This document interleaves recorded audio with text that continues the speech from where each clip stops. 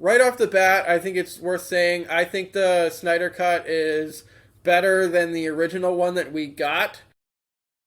That being said, there are still plenty of issues that I had with it, but I think by default it's better just by being long enough to provide some semblance of continuity.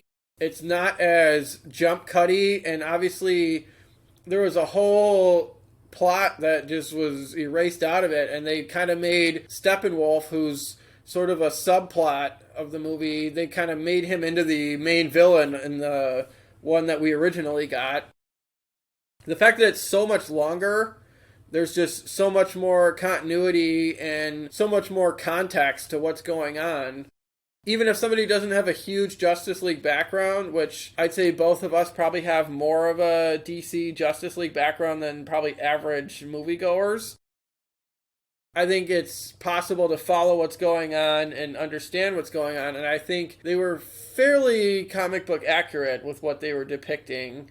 I think that the target audience of the Snyder Cut is people that already know all the DC stuff and like kind of want to be inundated with that stuff. How many times are you going to sit through a 4-hour movie? People, like, all the fights are way cooler in this than they were before.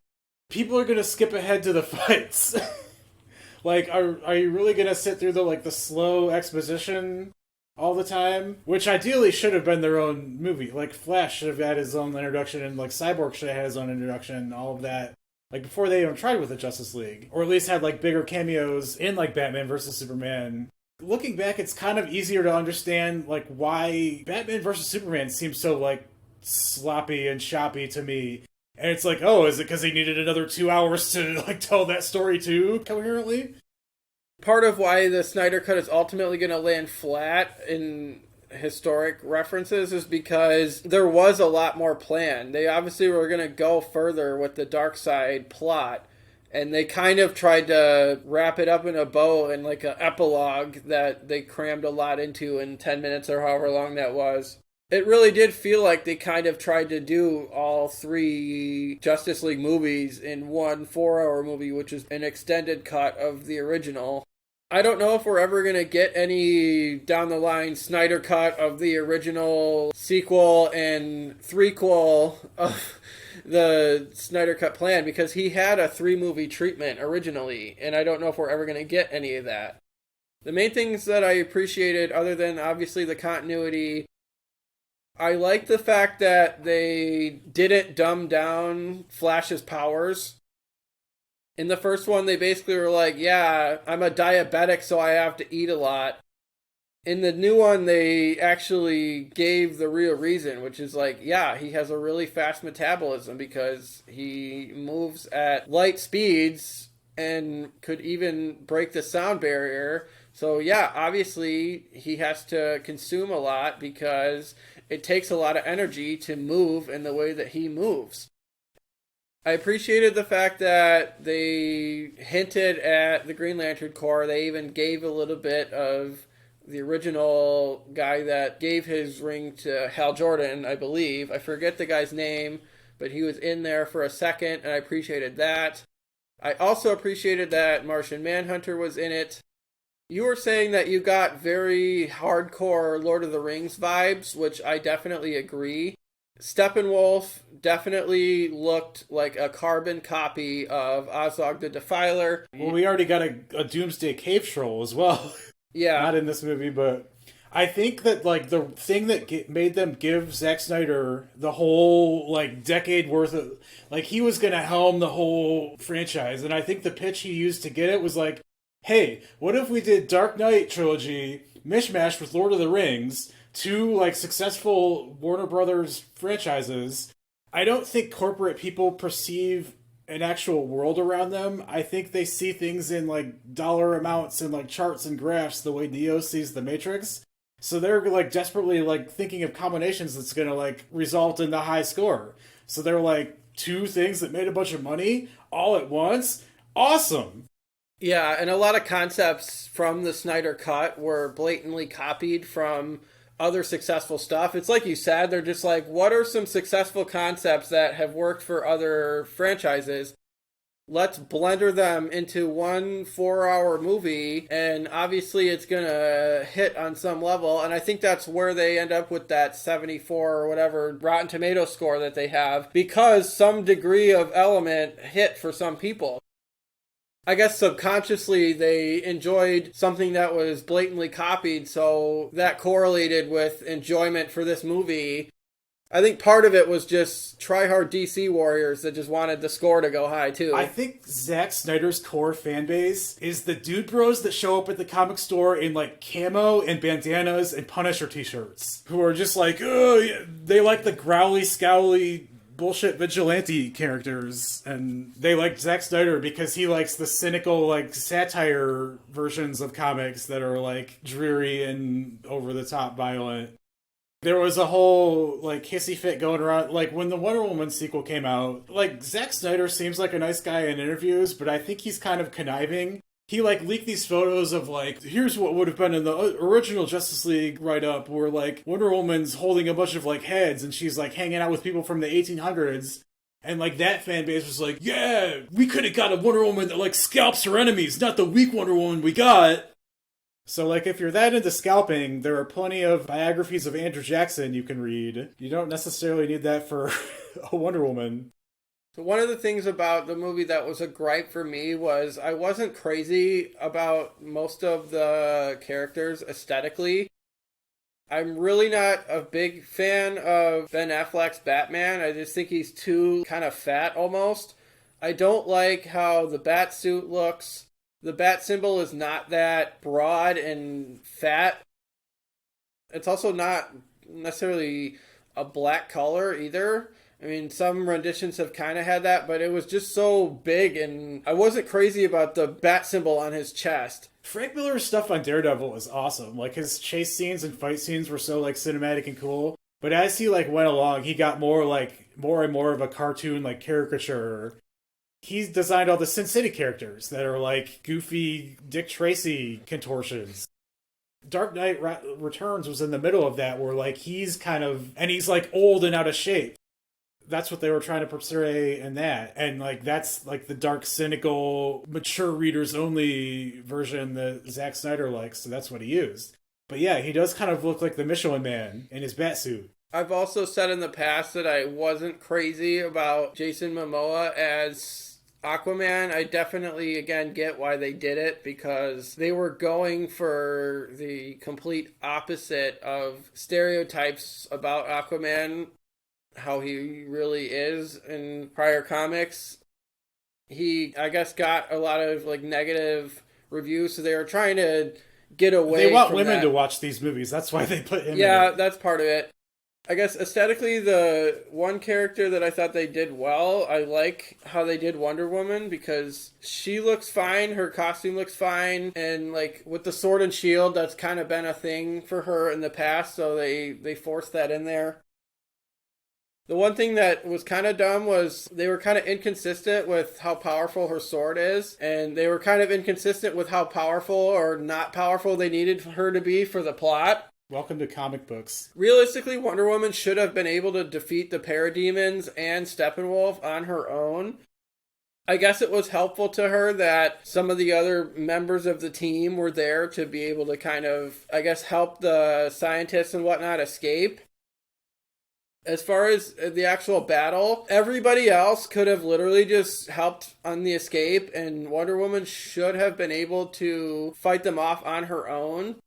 I think they partially needed to weaken some of the people on the team so that Batman seemed better than he was, because ultimately they made Batman kind of go against and be against kind of the established Batman things.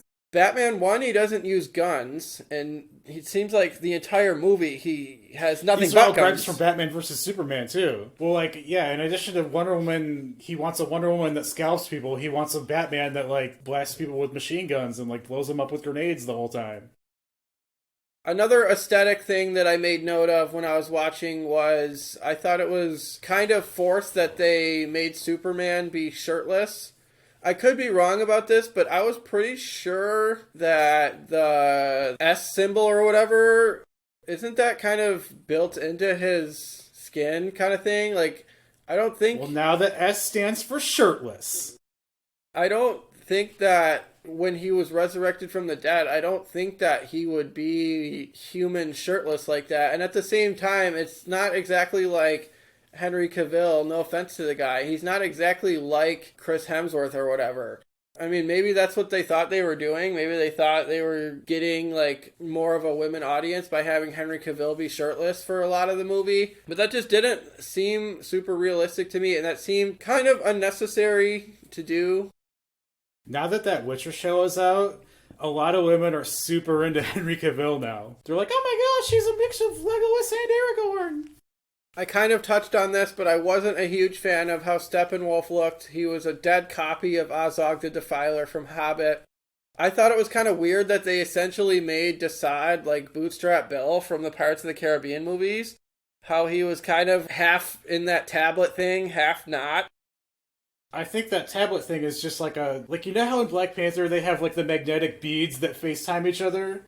He put up a spire so he could FaceTime with Desaad.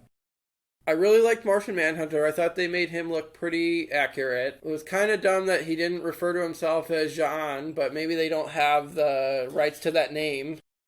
I read something that, like, Martian Manhunter was supposed to be, like, it was supposed to be another character. And, like, it kind of alluded that like, he was supposed to be Jon Stewart as Green Lantern coming down. But they didn't want to let Zack Snyder do too much Green Lantern stuff. Especially originally, like, when the Justice League first came out, when, like, the Green Lantern movie was kind of still fresh and like a bad taste in everybody's. So I think they were like trying to wait for some of that to cool off and like maybe let somebody else do. I think they were going to make a Green Lantern Corps movie where they kind of established the whole world of that. The other thing that I thought was kind of pointless was the whole 20 or 30 minutes they spent on whatever. I think is the Ezra Miller, Barry Allen, I think, whatever sequence where he was trying to become the dog walker or something.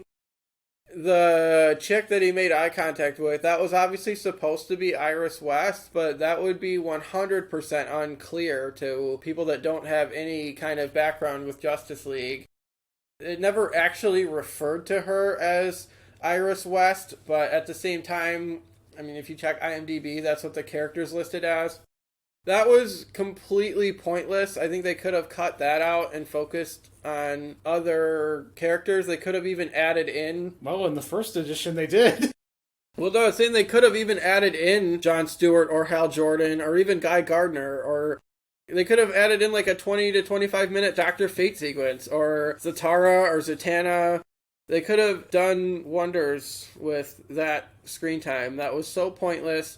And it was just also more super slow Matrix-y scenes.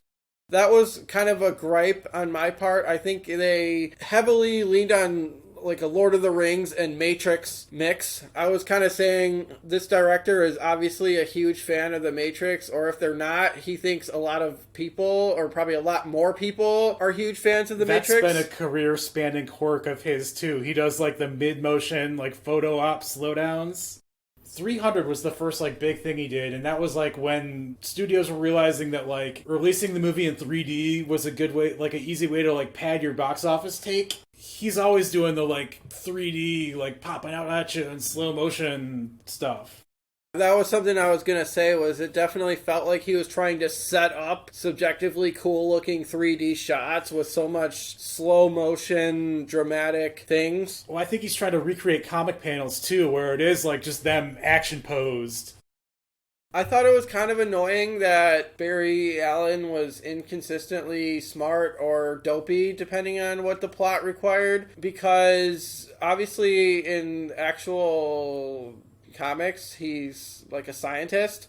He works for Star Labs, and he's got police training too, so he's actually got strong detective skills, and he's actually fairly smart. He might not necessarily be as trained and smart as maybe like Bruce Wayne or Diana Prince, but at the same time, he's no slouch, and he just seemed dopey when Cyborg was talking about the mother box and whatnot. Yeah, he was inconsistently dumb when the plot needed him to be dumb. But meanwhile, when he's visiting his dad in prison, his dad's like, "You're brilliant. You can do so much more than this." And it's like, yeah, he is.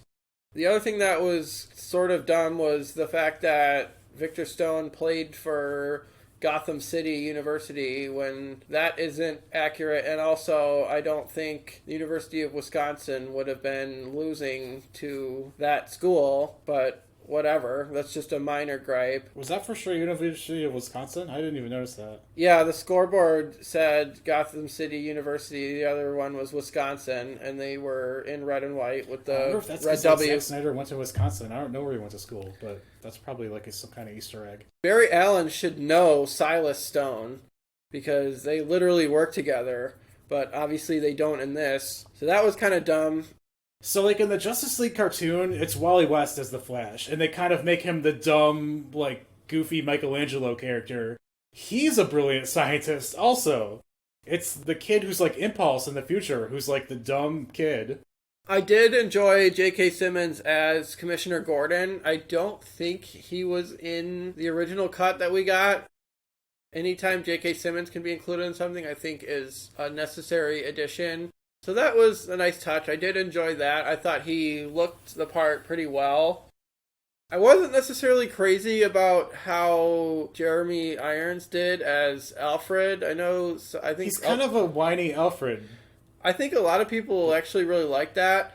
I think he's a good actor or whatever. I just don't know if he necessarily aesthetically fits the part pretty well. He did kind of act like sarcastic like Alfred does, and he kind of had that sort of he clearly had that kind of rapport with Bruce. It was kind of weird that he like immediately had that same rapport with Diana. It's like, I just met you, but he's treating Diana like the same way that he treats Bruce. So that was kind of weird and forced. So apparently there was a draft of like Justice League where like Bruce and Lois hook up while Clark is dead. I would have liked to have seen more Darkseid. He was referenced the entire time, but ultimately was barely in it. I would have liked to have seen more of Granny Goodness and more of Desaad. They go a lot more in depth on how to discover the anti-life equation in the show Young Justice, which if you haven't seen that, I recommend it. I think it's a really well done show. I think it's pretty comic accurate, and it's not overly like kiddie or anything. Well, he was gunning for like 2 more sequels that were probably going to be like 3 or 4 hours, where he was probably going to try to get into all of this. For sure. They were definitely trying to set up the Injustice League at the end when there was an end credit scene with Deathstroke. And then like in the epilogue, it was like sort of vaguely hinting at some sort of alt future where obviously they somehow lost, and I couldn't tell who all those characters were. Obviously Joker was obvious. Was that Deathstroke? Yep. With him with like a mohawk or something? And then obviously Mara. Who were some of the others that were there? And well, Flash was there, and he had like the armor, and that's like the Flash that goes back in time and like talks to Bruce in his dream in like Batman vs Superman when he's like falling asleep at his lab. And then Cyborg is there. I'm wondering if they were ultimately going to try to do a live action Flashpoint paradox. Well, I think the Flash movie was called Flashpoint. It was going to be.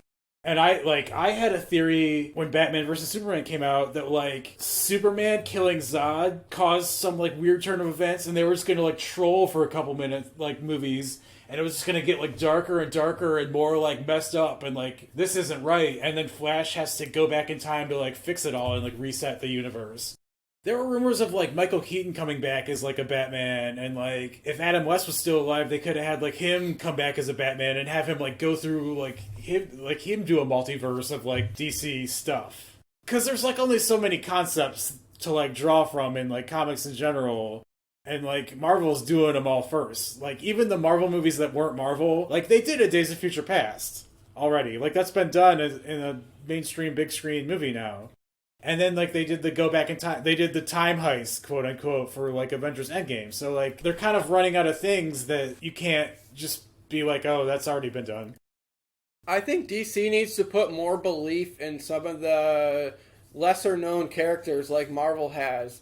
DC is kind of benching some of their underrated characters like Zatanna, Martian Manhunter, Zatara, Dr. Fate, Beast Boy even. I mean, they made a stupid version of Beast Boy in that Titans show, which I don't know if that correlates with the Snyderverse or any of these DCEU movies, but there are cool B and C-list characters, or Not even necessarily B and C-list characters, just characters that aren't Superman, Wonder Woman, and Batman, or Flash. What Marvel has managed to do is bring attention to characters that previously were known by diehard comic book fans, and now a lot of people are bandwagoning these characters and acting like they've been fans all along. Characters like Black Panther, who barely got any attention before but was underrated and cool.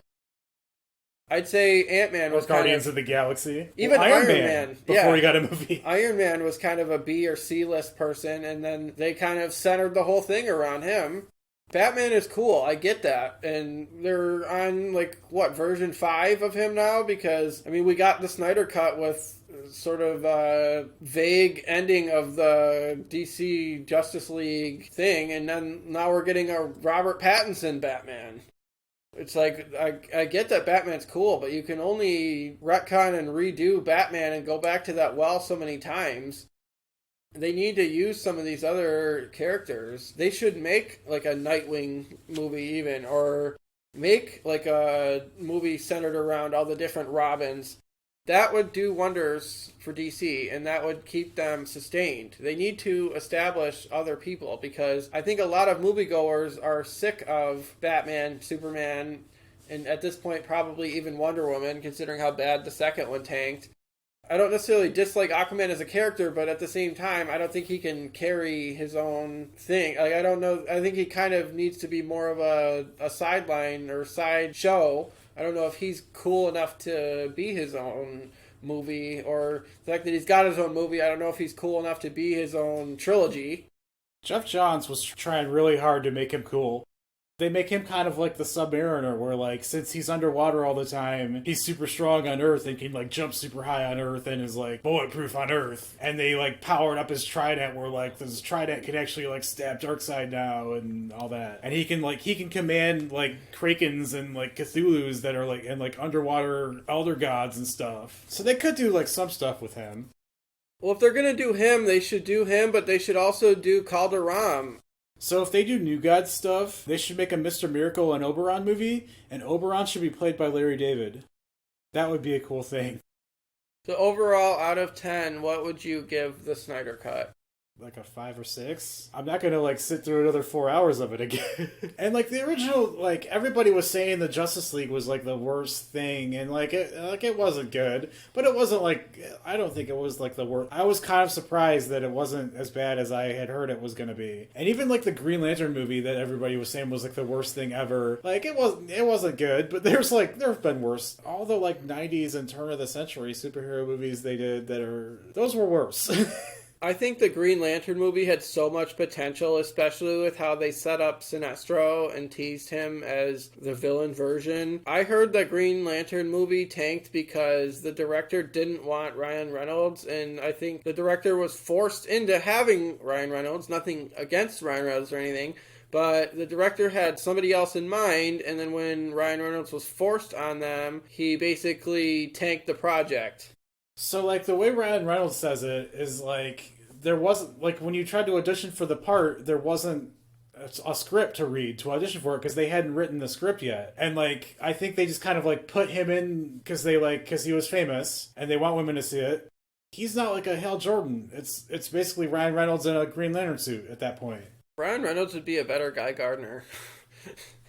I'm not saying Ryan Reynolds is a douchebag, but I feel like he could play that style of Green Lantern Corps member better than Hal Jordan. Isn't Hal Jordan supposed to be kind of a Cyclops type, where he's very by the book, straight edge sort of? That's kind of the impression that I got from him, from Hal. Different writers kind of change his personality to fit what they need. So they did a buddy cop, odd couple team up of him and Green Arrow, where he was that, so that Green Arrow could be the ham-fisted political mouthpiece. And the cool one. Speaking of characters that Jeff Johns desperately wants to make cool, Hal Jordan is Jeff Johns' favorite character or something. So he's the reason that he's the one that revived Hal Jordan, put him on the core Justice League, and he kind of makes him the hothead that argues with Batman on that team, or it was for a little bit when they did the New 52 reboot. I think that they should revisit Green Lantern, and maybe they don't even necessarily need to do Jon Stewart and Hal Jordan. They could focus on Jessica Kyle Cruz. Rayner, like the best DC character. Sure, or I was going to say Jessica Cruz. I don't know if that's going to get picked up the first time I said it. Or just anybody, Kilowog. Or focus on the original ones that were chosen. I think that's why they wanted to do the Green Lantern Corps. And I think they're doing a Green Lantern Corps show so that it's like an ensemble cast and they're like sending different Green Lantern squads out. And you get like the back and forth between like because like that's what's cool about the Green Lantern is like even the human Green Lanterns all have their distinct personality. So like they bring their own personality to the position and they can like argue back and forth with each other about whatever. I know a lot of people were boycotting this movie because of Amber Heard or whatever. I thought she did fine, but she was kind of barely in it. Because, like, Mira has been on the Justice League, but, like, she's an Aquaman character, I think, more than, like a Justice League. Like I said, there's so much potential with some of these lesser-known Aqualad, Speedy. Overall, just from having more context, from having just more content, period, I think it's probably at least, like, a 5 or 6. I'm glad I watched it, because now I'm at least familiar with it, and I was able to get in on the hype. It's definitely worth seeing at least once if you have the ability to watch HBO Max, and if you have 4 hours and 2 minutes at your disposal. Well, I guess they could have, like, put this out as a collector's edition DVD or whatever. Apparently it was very well watched when it looked the first couple of days. Like, I can't imagine, like, subscribing to HBO Max just to get that. But there is, like, a decade or so ago, they put out, like, the collector's edition of Blade Runner that was, like, 9 different alternate endings, and it's, like, 3 extra hours of stuff for that. And that's, like, a cult classic. It's kind of a movie that you, like, appreciate more than you, like, oh, this is fun to watch over and over and over again, at least for me. There are definitely, like, places for niches like that. Overall, it definitely made me kind of want more, though, because the way it ended was so, like, vague, and it made me ultimately curious where it would have gone. Do you think it ended up being better this way, where it was, like, 4 hours of somewhat convoluted, or do you think it would have been better if the original plan of putting 3 treatments out as, like, a trilogy... It could have ended up being like 3 individual trash movies if the original plan went through. This might have been the best thing that ever happened to it, because now a lot of people just are going to speculate, because I don't know if they're even going to expound upon the original plan. I don't know if we're ever going to get any kind of conclusion. He's been saying he's like, yeah, I'm done. But like... He did kind of like sneak this stuff out and like leak this stuff out, so he might be like Marcus Antonising it of like, oh, maybe, oh, I don't really want to, but oh, maybe. I think they're like moving ahead with their like Robert Pattinson Batman. I think they are going to make like an Aquaman sequel and like a Flash sequel. They're probably still making Wonder Woman 3. They might try to like explain how like, so Wonder Woman the sequel takes place in the 80s. And, like, nothing happened for 30 years. So they could do something that's, like, the Anti-Monitor shows up and, like, tries to merge a bunch of planets. And then they mind-wipe everybody. So, like, that's why Ben Affleck didn't know that, like, Wonder Woman existed. Because he's really Batman from some other planet. The only reason I could think why they wouldn't do the Anti-Monitor thing is because they just did that on the CW show. That was kind of the conclusion of the Arrowverse, so to speak. That was kind of the sort of crossover big thing that ended Arrow, and then I don't know if Flash is still making new episodes, but it kind of ended the Legends of Tomorrow series, and then I think it also ended the Supergirl series. I never really watched any of the shows besides Arrow, but that was a big thing with that crossover was the Anti-Monitor. I guess the last thing in closing, this is going to be a super long episode. A Snyder Cut length episode. Yeah, I guess it's fitting that the discussion of the Snyder Cut is roughly as long as the movie, but probably more entertaining. I didn't really care for the fact that Superman kind of had the Bizarro costume, but didn't actually, like, wasn't actually Bizarro, or we didn't actually get the Bizarro that was kind of teased from the sort of like cyborg going through the scenarios of the Mother Box, and the Mother Box kind of warning him of this alt future. So I think what the alt future is based on is the Red Sun storyline, where it's like, oh, what if Superman's rocket ship landed in Soviet Russia and not in Kansas? He'd be like this Soviet stooge that's like ultimately is gonna like wants to do the right and like may think he's doing the right thing, but he's like lobotomizing people for Stalin because they're dissidents and like locking people up. There's like a Russian Batman in that for some reason, and he's got the like Russian hat. So like that's what he had on in the Batman versus Superman like flashes of that future. So I think that's what they were trying to do with that. And then I think there's also a storyline that's like, what if like Granny Goodness intercepted Superman's ship and like he was raised by Darkseid and became like an evil dictator for Darkseid? So that's like another thing it could be drawing off of. Because I think like the rumors swirling around like the potential sequels for this were like Darkseid ends up finding the anti-life equation, using it to mind control Superman. Superman goes evil. Lois Lane like dies, and then they have to like turn back time to like make it so that Batman is the one that dies and Lois Lane lives. They have a kid that's like 20 years in the future. That kid becomes the new Batman. And it's like, oh, is it Bruce and Lois's baby or is it Clark and Lois's baby? And that's like a whole like drama thing. But then ultimately they do like learn from their like the mistake of losing and like defeat Darkseid in the third movie. That sounds way better than what the Snyder Cut ended up being. Oh, that's going to be the rest of the Snyder Cuts. That would have been, yeah. If they bring him back. So if he gets to make like a couple more 3-4 hour movies, they might be that. Yeah, so ultimately, I'm glad I saw the Snyder Cut. I wasn't crazy about it. It wasn't the most perfect movie in the world, but it definitely fixed a lot of what was bad in the first one. It was just kind of still sloppily executed, and I wasn't a big fan of some of the editing of it. Large parts of it felt like it was filmed on an iPhone. I think he likes that like fresco, like Sistine Chapel ceiling portrait of like Napoleon with his hand in his shirt, and like portrait of like George Washington crossing the Delaware, like mythologized, desaturated look, because he wants to make them look like these like mythological legends. I don't know if I got through all of my talking points that I had, but ultimately this has gone way too long at this point. If you made it this long, I appreciate it, and thank you so much for listening. Be on the lookout for a lot of content in the coming weeks. Part of the charm of my show is short episodes, and this one is going to be kind of probably the longest one, maybe ever. I'm planning a lot of future hockey content. I'm going to get back into that. I've taken kind of a long break from that, but I have some hockey content to put out, so be on the lookout for that. Be on the lookout for more Falcon and Winter Soldier rectangular table discussions, and also be on the lookout for some episodes that are going to revolve around the upcoming Mighty Ducks show. We'll catch you in the next one.